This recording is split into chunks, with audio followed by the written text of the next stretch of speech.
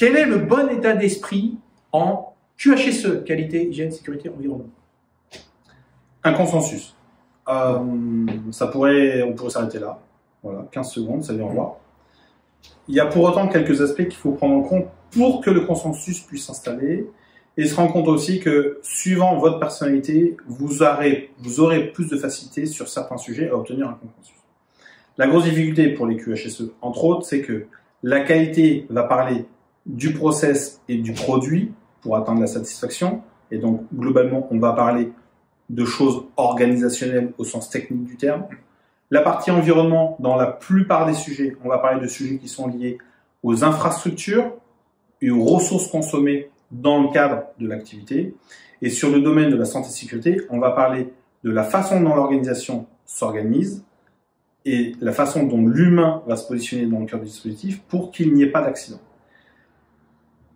Ces différents niveaux font que la plupart des QHSE ont du mal à être excellents sur tous ces domaines-là et donc à avoir des consensus clairs et forts tant sur la partie qualité que sur la partie sécurité et que sur la partie environnement.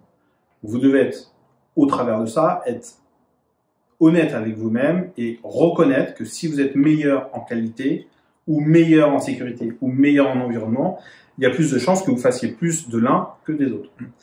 La question est de savoir de quoi l'organisation a vraiment le plus besoin et si éventuellement il y a d'autres collaborateurs qui peuvent vous aider, vous puissiez les positionner s'ils sont meilleurs en qualité sur la qualité, s'ils sont meilleurs en environnement sur l'environnement et s'ils sont meilleurs en sécurité sur la sécurité. Mais positionnez là ou positionnez-vous là où vous serez le meilleur pour l'organisation et entourez-vous de gens qui sont bons dans leur domaine.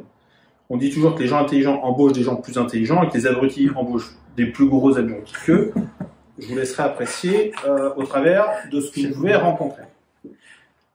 Donc, au travers de ça, une fois qu'on est clair sur ça, l'objectif, c'est d'aller chercher un consensus. Et ce consensus passe par un constat commun. Et c'est là où le job de QHSE démarre, qui est en fait de la conduite du changement. C'est pas uniquement faire de l'ISO, c'est pas faire du document unique, c'est pas faire du 14000, c'est pas faire.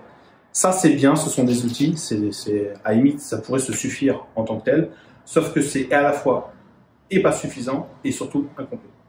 Donc soyez extrêmement vigilants sur ces aspects-là. Faites-vous accompagner si vous manque des pans entiers de compréhension de sujet. Vous ne pourrez pas du jour au lendemain tout comprendre et vous devez accepter que vous êtes dans un job de chef d'orchestre et qu'on ne vous demande pas de savoir jouer et du piano et du violon et du violoncelle et de la trompette et de la flûte traversière et de la flûte à bec et du hautbois et du triangle.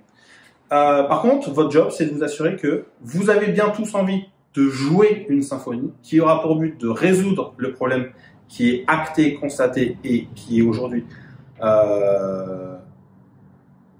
plus accepté. C'est-à-dire qu'on a fait le postulat que cette posture n'était plus acceptable et que nous acceptons tous ensemble de jouer une symphonie en acceptant chacun les rôles qui nous sont propres et affectés et de savoir aller chercher à l'extérieur de manière ponctuelle les éventuelles aides de sachants qui pourront vous faire gagner du temps et de l'argent parce que un qui sait vaut mieux que 10 qui cherchent pendant longtemps, surtout si vous les payez.